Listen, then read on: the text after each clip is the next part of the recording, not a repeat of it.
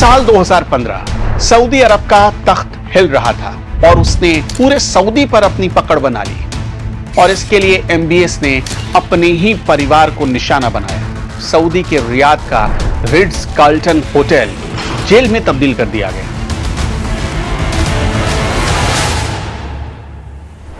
एक रात में पूरा सऊदी अरब हिल गया। राजकुमारों को नींद से जगाया गया, होटल में कैद कर दिया गया। परिवार के लोग एक दूसरे के दुश्मन बन गए और इसी तरह एक पत्रकार जो गया था सच खोजने, वो कभी वापस नहीं लौटा। ये कहानी एक ऐसे युवा शहजादे की है जिसे दुनिया एमबीएस यानी मोहम्मद बिन सलमान के नाम से जानती है। ये कहानी मोहम्मद बिन सलमान के करतूतों की है। सिर्फ 29 साल की उम्र में सत्ता की ऊंचाई तक पहुंच चुके एमबीएस यानी कि ये शहजादा जिसने अपने सपनों के लिए परिवार, परंपराओं और पूरी दुनिया से टकराने की हिम्मत दिखाई। साल 2015 सऊदी अरब का तख्त हिल रहा था।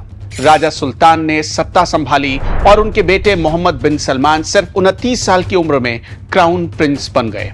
इतनी कम उम्र में सऊदी के सत्ता के शीर्ष पर पहुंचना कोई मामूली बात नहीं थी, लेकिन एमबीएस का मकसद साफ था, सत्ता को पूरी तरह अपने कब्जे में करना और उसे कोई छू तक ना सके, छीन तक ना सके, ऐसा कुछ इंतजाम करना।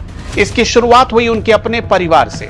सवाल यह है कि कैसे एक युवा राजकुमार इतनी तेजी से सऊदी में आगे बढ़ा और उसने सऊदी की पूरी राजनीति पर, पूरे सऊदी पर अपनी पकड़ बना ली। जवाब सीधा सा था, कठोर और चतुर फैसलों से। एमबीएस यानी मोहम्मद बिन सलमान ने सऊदी समाज को बदलने का बीड़ा भी उठाया। इसी बहाने उन्होंने विजन 2030 की शुरुआत की। यह ऐसा प्लान था जो सऊदी की अर्थव्यवस्था को तेल की निर्भरता से बाहर निकाल पाया। पर्यटन, निवेश और मनोरंजन के नए नए रास्ते खोले गए। महिलाओं को गाड़ी चलाने की आजादी दी गई। स्टेडियम और सिनेमा घरों में महिलाओं और लड़कियों के लिए दरवाजे खोल दिए गए। ये बदलाव सऊदी के युवाओं के लिए एक क्रांतिकारी कदम थे, खासकर उस देश में जहां कट्टरपंथी नियम सदियों से जड़े जमाए हुए थे। लेकिन इन सुधारों की आड़ में एक और खेल भी चल रहा था, सत्ता को अपने हाथ में समेटने का खेल, और इसके लिए एमबीएस ने अपने ही परिवार को निशाना बनाया। सत्ता का खेल कभी भी आसान नहीं होता है। सऊदी शाही परिवार में तो बिल्कुल भी नहीं, जहां सैकड़ों राजकुमार सत्ता के दावेदार थे। एमबीएस ने अपने पिता राजा सलमान को परिवार के बाकी सदस्यों से अलग कर दिया। सूत्रों के मुताबिक उनकी मां और बहन को कई साल तक घर में नजरबंद रखा गया ताकि कोई उनके खिलाफ आवाज न उठाए। ये नजरबंदियां सिर्फ शुरुआती थी। मोहम्मद बिन सलमान ने अपने चाचा, ताऊ और चचेरे भाइयों को भी रास्ते से किनारे लगा दिया। कई राजकुमारों को देश छोड़कर भागना पड़ गया। लेकिन सबसे बड़ा तूफान तब आया जब सऊदी के रियाद का रिट्ज कार्ल्टन होटल जेल में तब्दील कर दिया गया। नवंबर 2017 की बात है। रियाद का रिट्ज कार्ल्टन होटल वो जगह थी जहां एमबीएस ने राजकुमारों, कारोबारियों और प्रभावशाली लोगों को भ्रष्टाचार के आरोप में हिरासत में रखवा दिया था। होटल के कमरों में लोग कैद हो गए। कुछ सूत्रों का यहां तक कहना है कि इनसे अरबों डॉलर की वसूली तक की गई थी जो सरकारी खजाने में गई। एमबीएस यानी मोहम्मद बिन सलमान ने हर उस शख्स को रास्ते से हटाया जो रोड़ा पैदा कर सकता था और अपने फैसलों से वो पूरे सऊदी में पॉपुलर बनते चले गए। एमबीएस यानी मोहम्मद बिन सलमान से जुड़ी एक और कहानी है। सऊदी के संस्थापक अब्दुल अजीज अल सऊद, जिन्हें इब्न सऊद भी कहा जाता था, उनके पुत्रों को क्राउन प्रिंस बनाया जाता था। 2005 में राजा बनने के बाद अब्दुल्ला बिन अब्दुल अजीज ने अपने भतीजे सुलेमान बिन अब्दुल अजीज को 2012 तक क्राउन प्रिंस बनाए रखा। फिर सुल्तान बिन अब्दुल अजीज को, सुल्तान की मृत्यु के बाद नायफ बिन अब्दुल अजीज क्राउन प्रिंस बन गए। लेकिन 2012 में उनकी भी मृत्यु हो गई। तब सलमान बिन अब्दुल अजीज यानी कि तत्कालीन रियाद के गवर्नर को क्राउन प्रिंस नियुक्त किया गया। 2015 में सलमान राजा बने।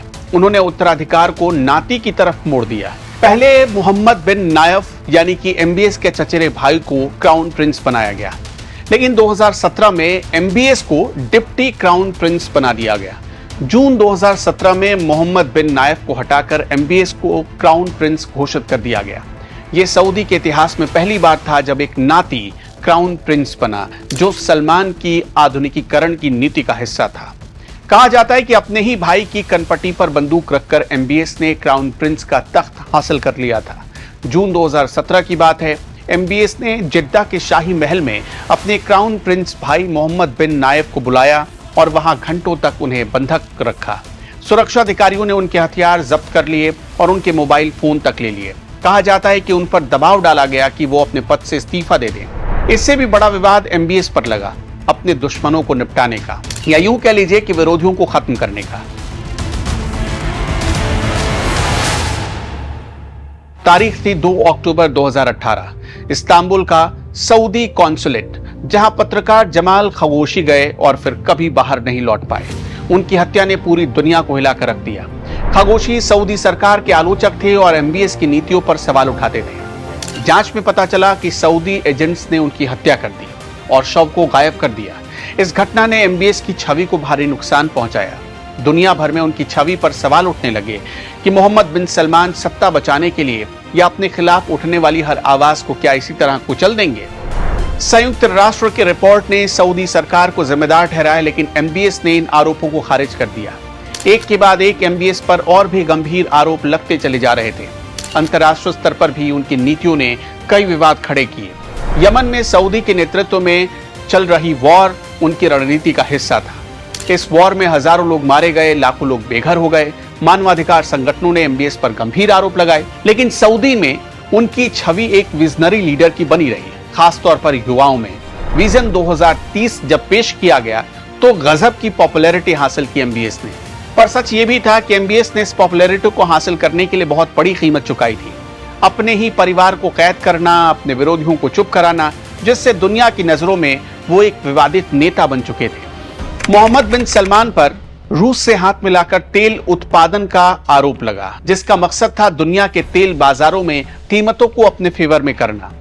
एमबीएस पर सीक्रेट तौर पर इजराइल से रिश्ते बढ़ाने को लेकर मुस्लिम देशों ने भी उनका विरोध किया। अपने ही पड़ोसी देश में हो रहे फुटबॉल वर्ल्ड कप पर टिप्पणी करके कई बार डिप्लोमेटिक विवाद भी खड़ा कर दिया। एमबीएस ने सऊदी अरब को आधुनिक शहरों का शहर बना दिया था। इन्हीं में से एक शहर है न्यूम सिटी। न्यूम सिटी सऊदी अरब का एक महत्वाकांक्षी मेगा सिटी प्रोजेक्ट है, जो क्राउन प्रिंस मोहम्मद सलमान के द्वारा 2017 में शुरू किया गया। इस सिटी में करीब 9 मिलियन लोग रहेंगे, जो ताबूक प्रांत के लाल सागर के उत्तरी शोर पर करीब 26,500 स्क्वायर किलोमीटर क्षेत्र में फैला होगा। इस सिटी को कारों से मुक्त बनाया जाएगा। जीरो कार्बन स्मार्ट सिटी यहां बनाई जाएगी। 170 किलोमीटर लंबी इमारत होगी और सोलर एनर्जी पर आधारित और एआई और रोबोटिक्स का यहां इस्तेमाल किया जाएगा। ये तकनीक और ये शहर बताने के लिए काफी है कि मोहम्मद बिन सलमान बहुत दूर की सोचते हैं। एमबीएस ने सऊदी अरब को एक नए युग की तरफ ले जाने की कोशिश की है। न्यूम जैसे विशाल प्रोजेक्ट, सिनेमा घरों का खुलना, महिलाओं को नए नए अधिकार मिलना, कार चलाने का अधिकार भी उनको दिया गया, ये उनकी आधुनिक छवि का हिस्सा था। लेकिन हर कदम पर सवाल उठते चले गए कि उनके सारे कदम सिर्फ अपनी छवि चमकाने के लिए तो नहीं है। परिवार के भीतर जो उनकी सख्ती बनी रही, उसी ने उनको और विवादित बना दिया। उनके डर से बाकी राजकुमार सऊदी छोड़कर विदेश भाग गए। कुछ ने खुलकर उनके खिलाफ बोलना सही समझा, लेकिन सऊदी में एमबीएस की पकड़ अटल रही। वो कभी कमजोर नहीं पड़ी और आज भी क्राउन प्रिंस के पद पर काबिज हैं। तो मोहम्मद बिन सलमान की ये कहानी आपको कैसी लगी, हमें कमेंट में जरूर बताते चलिएगा। फिलहाल इस वीडियो में इतना ही। नमस्कार।